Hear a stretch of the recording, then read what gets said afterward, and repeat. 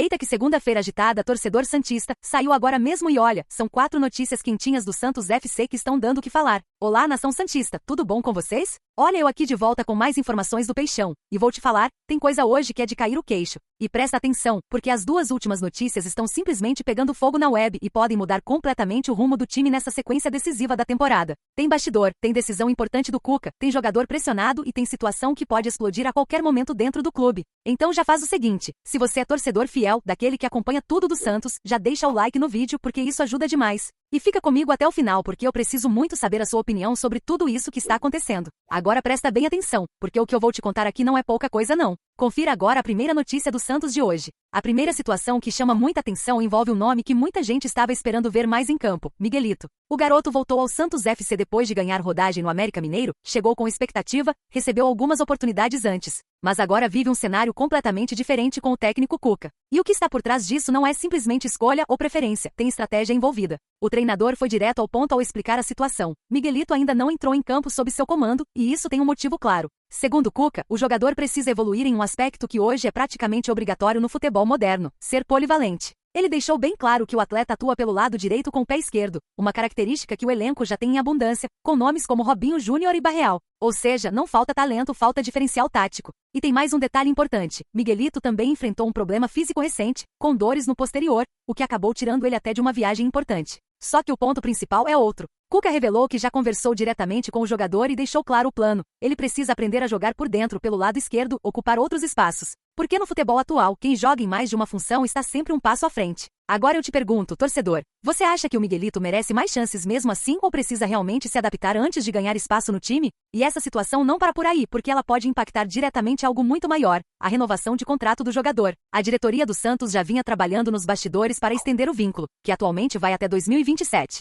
Existia até uma expectativa de valorização caso ele brilhasse com a seleção da Bolívia e ajudasse numa possível classificação para a Copa do Mundo. Só que o cenário mudou. O interesse de clubes do exterior já existiu, mas não avançou. E do lado do jogador existe uma condição clara. Ele quer mais minutos em campo, quer protagonismo, quer sentir que faz parte do projeto. E aí entra justamente o plano de Cuca. Se ele conseguir se adaptar e virar esse jogador mais completo, as portas se abrem. Caso contrário, a situação pode travar, e o Santos pode acabar perdendo uma peça promissora ou tendo que tomar uma decisão difícil no futuro. E aí eu te faço outra pergunta. Você renovaria com o Miguelito mesmo sem ele ser titular hoje, ou esperaria ele provar mais dentro de campo? Agora, mudando completamente o clima, vamos falar de algo que animou, e muito, o torcedor santista. A vitória sobre o Atlético Mineiro. 1-0 que pode parecer simples, mas que trouxe sinais extremamente importantes. Principalmente por causa de 2 nomes que carregam enorme expectativa, Neymar e Gabriel Barbosa. Cuca fez questão de destacar algo que vai além da técnica, a condição física dos dois. Segundo ele, tanto Neymar quanto o Gabigol encheram o tanque, ou seja, chegaram no jogo em um nível físico muito superior ao que vinham apresentando.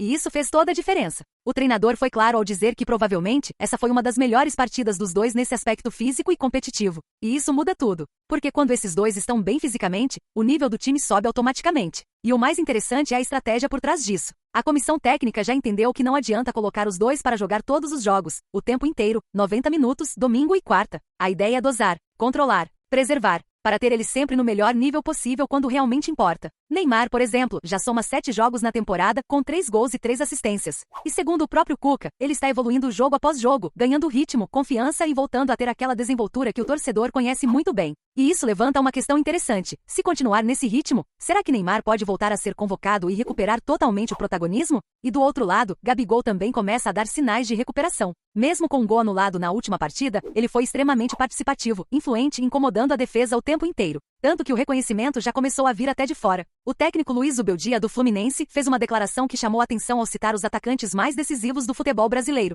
E no meio de nomes como Germancano e Pedro, ele colocou Gabigol como um dos poucos capazes de executar finalizações de alto nível em situações difíceis. Ou seja, mesmo após fases irregulares, o respeito pelo talento dele continua intacto. Agora eu quero saber de você. Essa dupla Neymar e Gabigol tem tudo para dar certo de vez ou ainda falta algo para engrenar completamente? Só que enquanto alguns estão crescendo, outros estão começando a preocupar, e muito. E aqui entra um nome que vem sendo alvo constante da torcida, Rony. Mesmo com a vitória, boa parte da arquibancada perdeu a paciência. E não é só a torcida não. Internamente a comissão técnica também já ligou o sinal de alerta. Existe uma cobrança clara por evolução tanto técnica quanto tática. O problema é que a expectativa em cima dele é alta. Foi um investimento considerável, um dos salários mais altos do elenco, e até agora o retorno dentro de campo não correspondeu, e isso pesa ainda mais quando se olha para o passado recente. Rony já vinha de uma passagem abaixo no Atlético Mineiro, e agora no Santos ainda não conseguiu recuperar aquele futebol que mostrou no auge, principalmente na época de Palmeiras. A pressão é real, e o tempo está passando. Agora me diz, você ainda acredita que o Rony pode dar a volta por cima no Santos ou já perdeu a confiança de vez?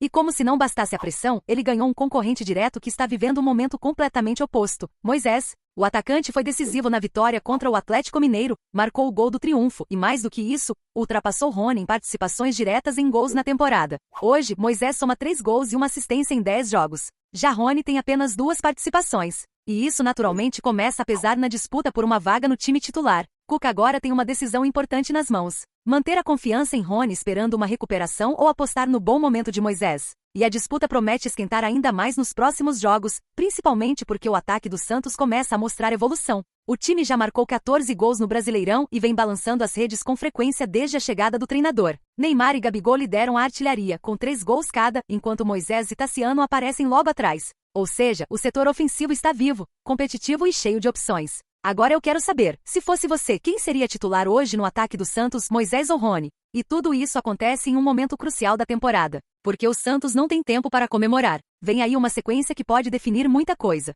Serão 3 jogos seguidos na Vila Belmiro, 3 competições diferentes, e uma oportunidade clara de embalar de vez. O primeiro desafio é pela Copa Sul-Americana, contra o Deportivo Recoleta. O Santos ainda não pontuou e precisa reagir imediatamente para continuar vivo. Depois, encara o Fluminense pelo Brasileirão. E na sequência, estreia na Copa do Brasil contra o Coritiba. Ou seja, é pressão do começo ao fim. E jogar em casa pode ser o grande trunfo. A Vila Belmiro precisa virar um caldeirão. O time precisa transformar esse fator em vantagem real. Porque na tabela do Brasileirão, a situação ainda exige atenção. O Santos está na 15ª colocação com 13 pontos, muito próximo da zona de rebaixamento. Já na Sul-Americana, o cenário é ainda mais delicado. Último do grupo, 100 pontos. Não tem margem para erro. E aí entra um ponto fundamental, regularidade. O Santos precisa parar de oscilar. Precisa transformar boas atuações em sequência de vitórias. Precisa mostrar que realmente evoluiu com Cuca. Agora me diz, torcedor, você acredita que o Santos consegue vencer esses 3 jogos seguidos na Vila e mudar completamente o rumo da temporada?